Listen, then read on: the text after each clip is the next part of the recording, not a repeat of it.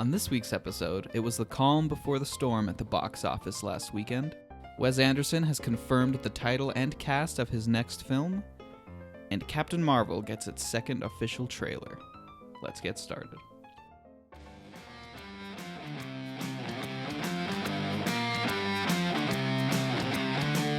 This is Off the Break Podcast, presented by Silver Screen Insider.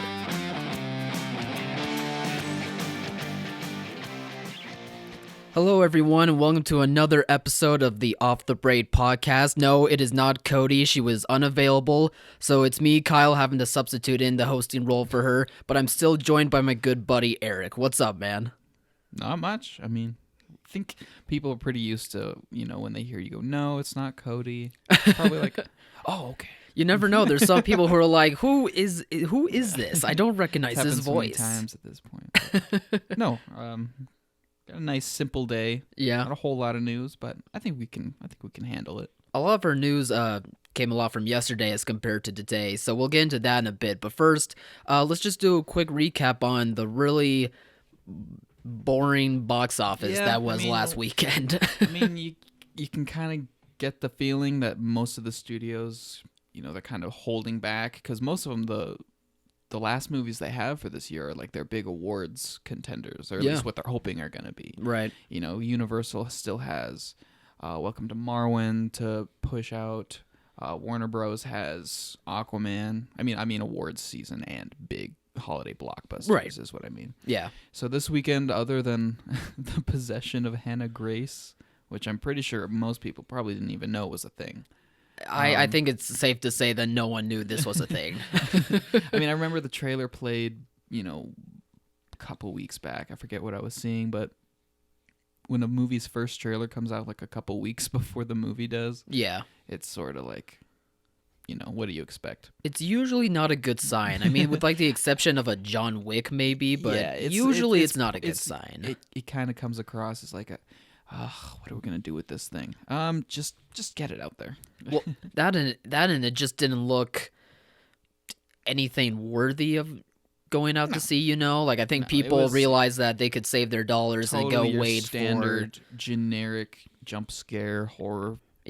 Or horror film fare. Which is what it sounds like is what that is. Yeah. With all the critics I've been seeing it, with people having their own opinions as well. Yeah, it made a whole, $7.5 million or something? Opened at 7th or 8th place. Yeah.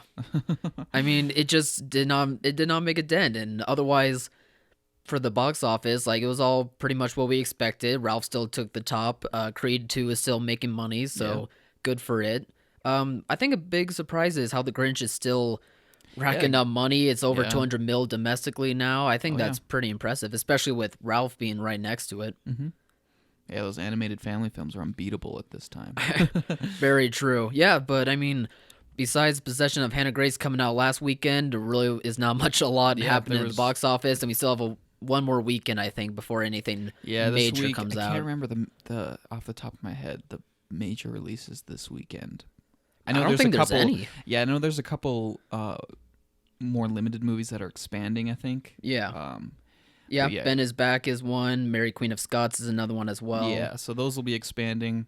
Schindler's List is celebrating its 25th anniversary, too, that weekend. So maybe some theaters will be able to have it playing. But yeah, a couple weeks, then we'll start getting, I think, Spider-Man Enter the Spider-Verse. We get... I was just there. Let me go back. I think Bumblebee will be one that following weekend as well. Yeah. So basically, in a couple weeks, then we're gonna start getting the big ones. But yeah. Mortal Engines. Oh yeah. I don't know what to make of that quite yet. Maybe it'll make enough money for itself, but that one we'll just have to wait and see. We haven't been too high on that one. But yeah, just a pretty low-key weekend. Nobody really expected anything. Nothing really did anything. Yeah, and I think we can probably imagine that the same thing will happen next weekend. Yeah, probably. Yeah. So anyway, not much to really talk about when it comes to the box office, but wanted to catch you guys up on what did happen last weekend, meaning nothing really happened. Mm-hmm. Yep. So let's just get into our first article that we have here, which is that Wes Anderson has announced his next film, its official title, and the cast as well. Yeah, I guess the beginnings of the cast. I'm sure it'll grow because, his movies, the cast list can it's pages and pages long. So do you know, is there a synopsis for this out yet, or is there any kind of Not description? really. So the movie's called The French Dispatch, and I forget who broke the story. I want to say It looks like IndieWire. IndieWire, yeah. Yeah. IndieWire broke the story, and basically what they described it as is it's a sort of love letter to journalism or journalists, and it takes place at, I think, like a French outpost. I'm not exactly positive. Like a French outpost in some part of America, some kind of remote area, whatever. Time period, it says later half of the 20th century. Yeah. Correct? Yeah. Okay. Yeah, so That sounds a little Wes Anderson-y, I would say. I mean, I'm butchering the description IndieWire gave, but yeah, I mean, a lot of people thought it was going to be a musical at first. I'm not exactly sure where those rumors began or why, but up until this IndieWire article, it was kind of assumed that Wes Anderson was working on a musical. I'm surprised he hasn't yet. Are you surprised? I know. I mean, just look at the guy and look at his Yeah. movies. I'm I'm looking at a picture of him right now, and I'm like, you would think he would make a waiting musical. for some quirky musical number to break out. It'd be Bill Murray song and some dance weird, number. like old timey, some weird music choice. But And it looks like I'm looking at the description here. You were pretty much spot on. A love letter to journalists that takes place at the Parisian outpost, of an American newspaper. oh, okay, yeah. And I doubt I said that word right as well, so I apologize. I'm not quite the best at reading. But I mean, Wes Anderson, it also looks like his cast is just as Wes Anderson-y as it gets. I mean, Bill Murray, Tilda Swinton. you got your classics or your staples. Frances McDormand. You can always count on seeing Bill Murray there. Tilda Swinton, yep, Frances McDormand.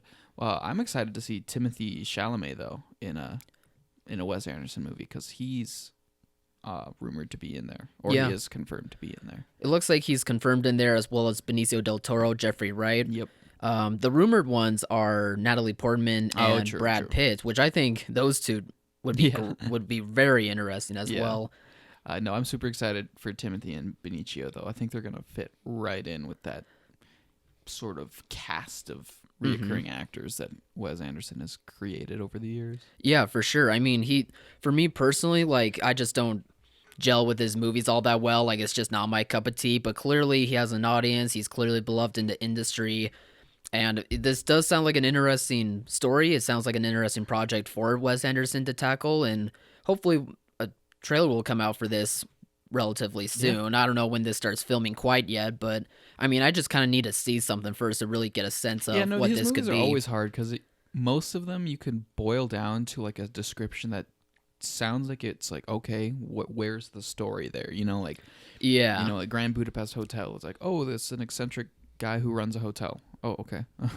Moonrise Kingdom. It's like a little boy and girl run away at summer camp.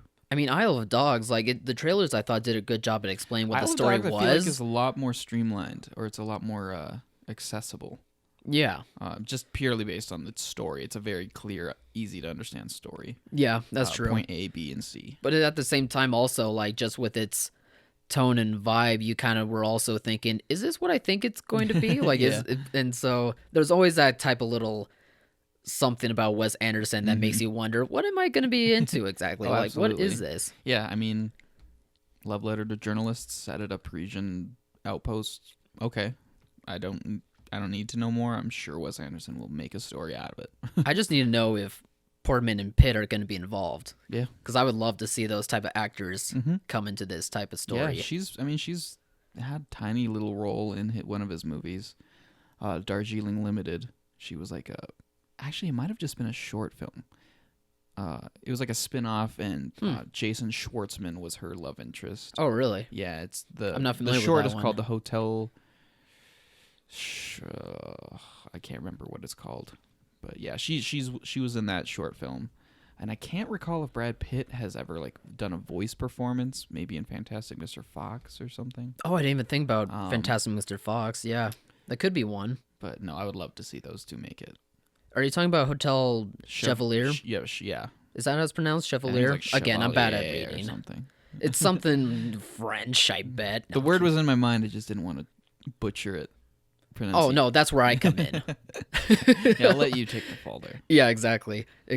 Yeah, so I mean, good for Anderson to keep making movies. Glad that he has the audience for it, and Oh, yeah, I this is mean, gonna be his 10th movie, I think. really, Yeah. that many already? Wow, that's crazy to me. But no, good for him, and hope to see like Yeah. what we're in for with that Yeah, anyway. I'm sure more news will come out next year once production gets underway. Yeah, true.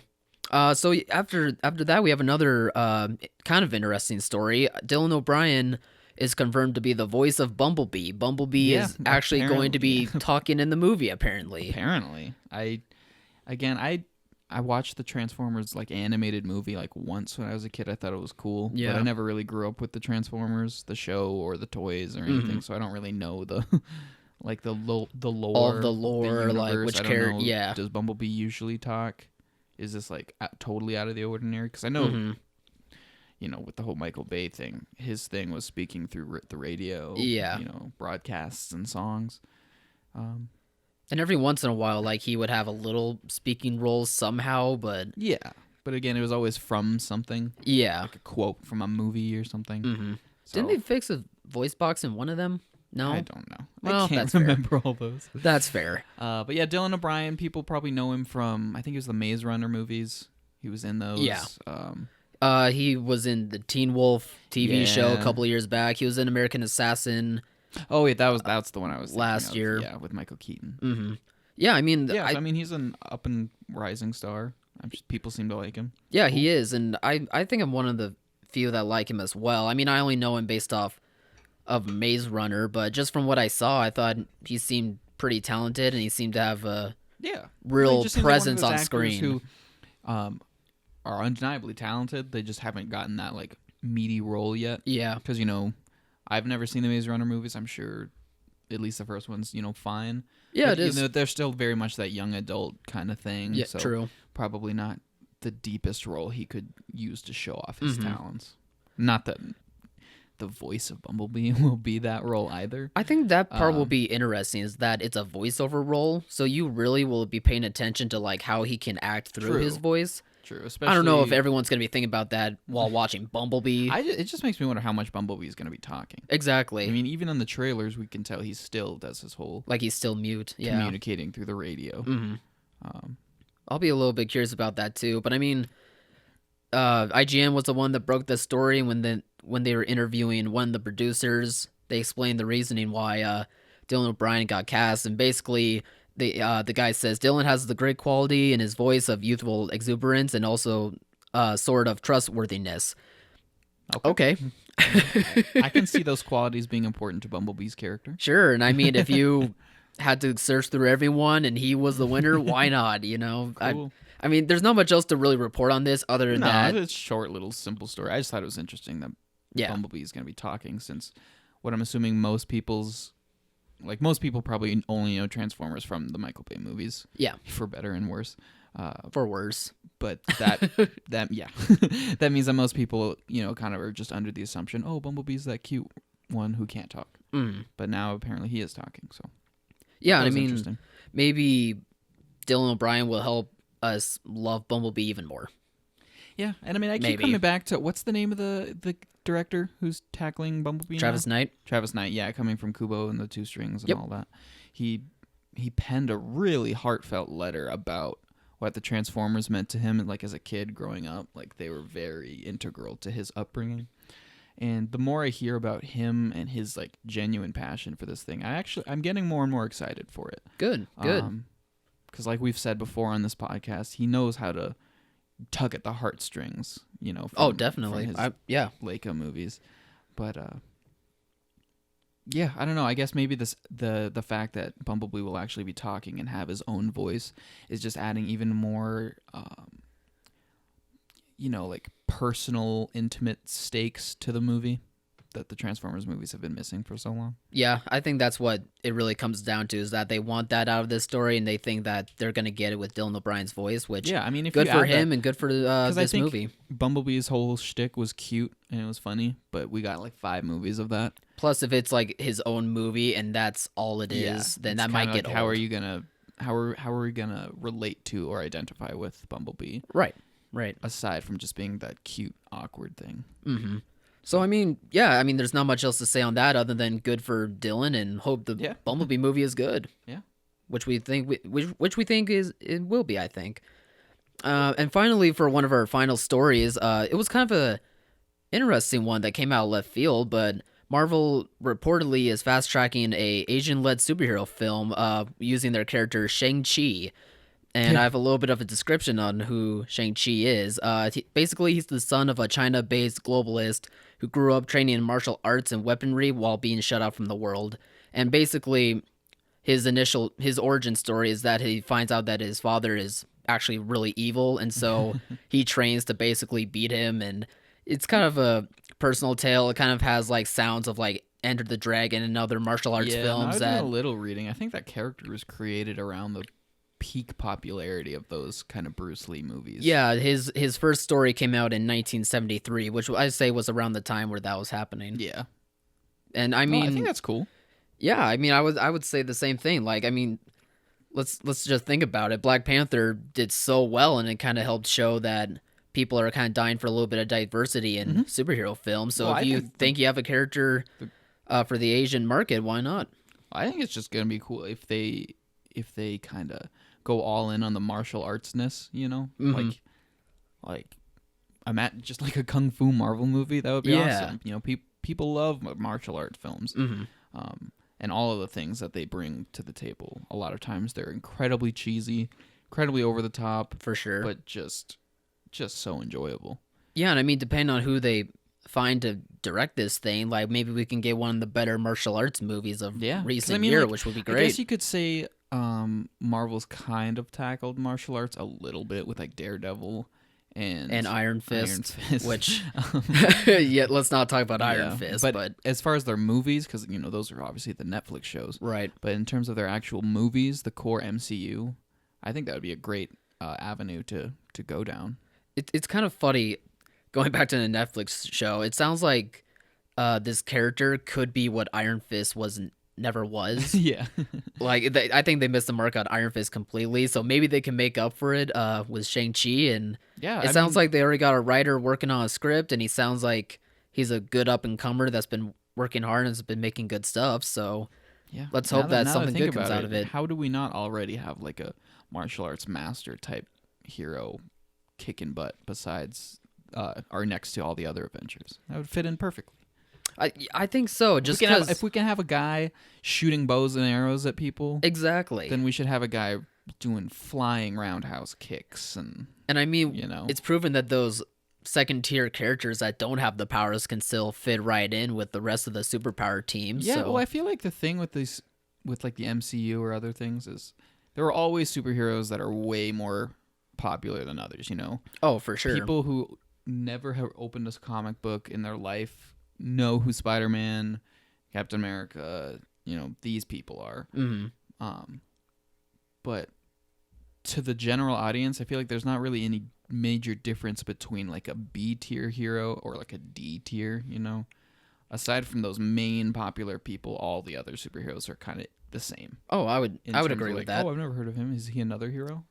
So I feel like that kind of is going to work. Because I had never heard of Shang-Chi before. Oh, neither have I. I'm assuming he's probably not, you know, the most D-list. famous. D-list he's character. he's probably down there in terms of popularity. But you know that doesn't change things.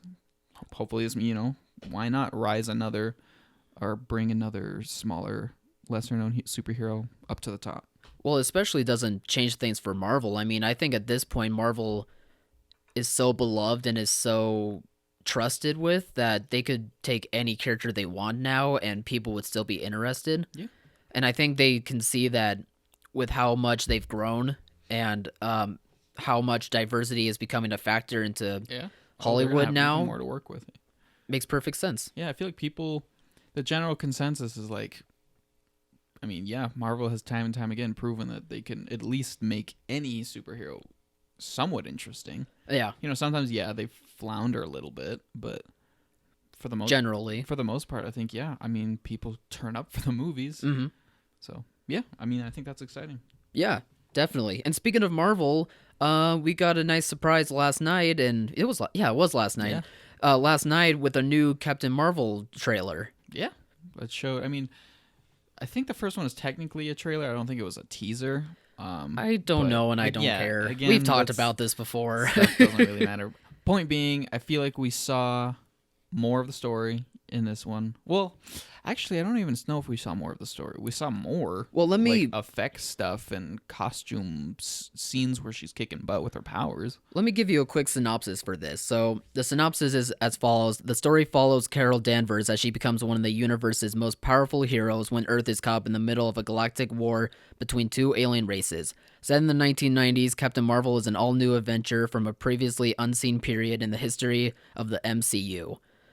And even that synopsis really doesn't. Aliens. Yeah, okay. It's a very basic synopsis, but there's still not quite a lot of meat to chew on with that. No. And I agree with you that this trailer didn't exactly add anything to this. Well, it established what the story was a lot better than the teaser did, but I don't think it really got into it as much as it did. And maybe that's a secrecy thing or not, but I think for some people that could be a little bit of a problem. I don't think this trailer was anything special. Yeah. And again, I don't usually go crazy for any of these Marvel movie trailers because, you know, they just don't do a whole lot for me besides the occasion like, ooh, that looks pretty cool. That's fair. That's fair. And I love Brie Larson, but I don't know. There was something about the way she was delivering her lines in this trailer. It was like, I don't want to say bad acting. Maybe it was just horribly chopped and edited and taken out of context, but a lot of them sounded a little monotone, or just, I don't know. I was not buying her lines, and it didn't help that there was a lot of those very cliche like trailer lines, like everything that you know is about to change, or something in my past has the answers. Sure. And that's just basic trailer. Yeah, jargon. You gotta expect that, and I did, but again, it was just the way her lines were delivered. I don't know. I wasn't feeling it. Well, that's fair. I mean, I just didn't see it.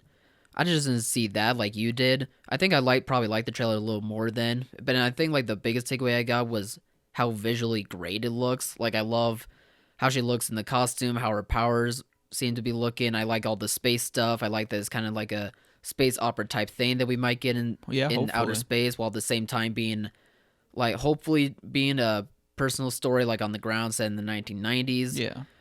Maybe a little bit of the editing was a little weird, and it sounds like that kind of same thing is coming out from a lot of the feedback from this trailer. But for me personally, I dug it for what it was selling me. I just wish that maybe it could have pushed a little bit more with telling us a bit about the story, but again, it told us enough to where it kind of seems like it's going to be a secrecy thing. Jude Law is the bad guy. I'm calling it now. That's what I'm wondering too. Calling it now. As I was watching it, they've kept his characters so hidden. Well, yeah, he's the last one billed on the poster, so he's potentially doesn't have like the biggest role. Do you think that's a credibility thing too, though? Because it's like Jude Law.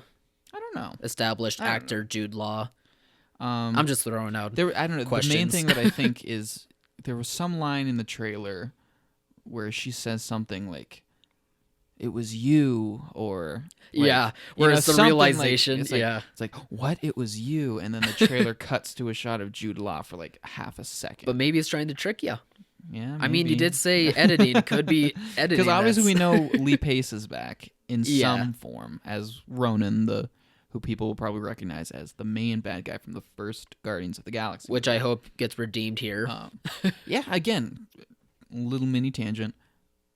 Lee Pace was great in his role as a villain. Ronan is one of the more memorable Marvel villains, even though he still suffered from the terrible writing that most of the Marvel villains have suffered from. Yeah, his writing was the weak part. Underwritten, underutilized. Sure, yeah. But I'm excited to see him back in this one. But my guess is you're gonna think like he's the bad guy, but then they're gonna do a bait and switch, and Jude Law is gonna be like, oh, "It was me all along." When they first casted him, I was imagining that he was gonna be the original Captain Marvel, which is pretty much the male version. Well, not the male version, but it was like the original character, like who was the guy version, and now especially like nowadays, like the comics have switched over to it being Carol Danvers being is that Captain sort of like how Marvel, there's Miss different people Marvel. who are like Robin? Yeah, exactly. Different. It's one of those things. And I Okay. thought maybe he still is, but my first guess was that it's him. But the more I think about it, the more I wonder if he is going to be like the bait and switch bad guy. Yeah, I'm confident he will. But Yeah, who I don't- knows? the biggest thing about this movie that I wonder about is obviously this is going to be incredibly important to the whole Avengers Infinity War Endgame. Yeah. Like we know Captain Marvel is going to come in Avengers 4, play a critical role in undoing the whole Thanos snap thing. Mm-hmm. So I just wonder, like, this movie has to establish her through, it has to be an origin story so we become familiar with her. Yeah, which it looks like it will. But we also need to get, like, a sense that she's not just really powerful, because all of the Avengers are powerful in their own movies. But she's the like, most powerful. Extract. Like, what's special about Captain Marvel that allows her to undo or play a critical role in fixing the whole Thanos thing? Like, why is it her and nobody else?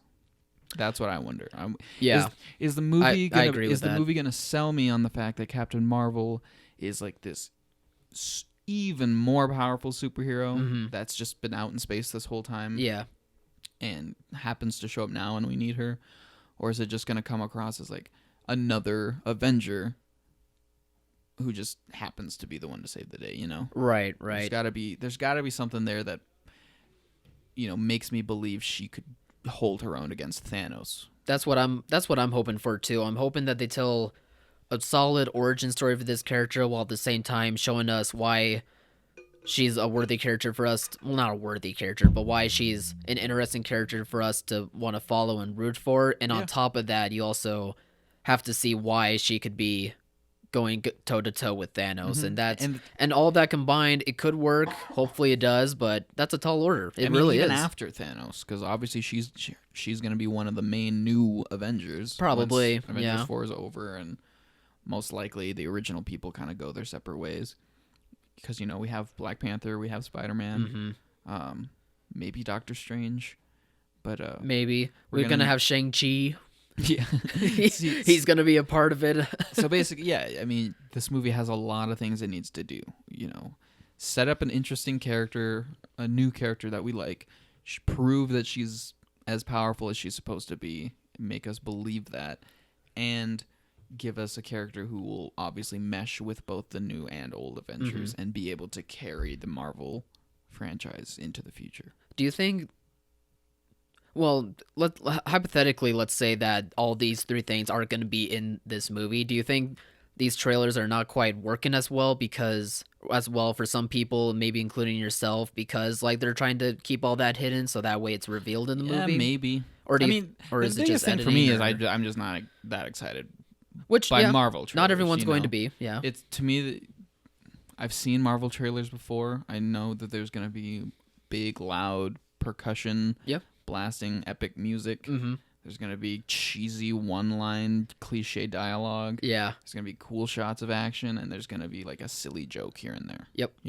Which they all checked it off for this trailer. I'm just not the kind of person who's like excited and actively anticipating Marvel movie trailers. So maybe, I don't know, maybe for people who are more into it, they were like, "Oh my god, I cannot wait! This is so cool." Mm-hmm.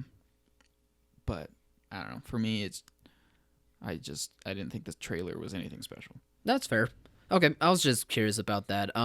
Also, do you think the release of Captain Marvel is gonna hurt a little because everyone's so anticipated for Avengers 4, maybe? Because I feel like maybe, but the other part of me, knowing the way Marvel fans are, I feel like they're gonna mostly be like, okay, we gotta go see this because we need to know, what's gonna happen. We need to know this in order to fully get Avengers 4.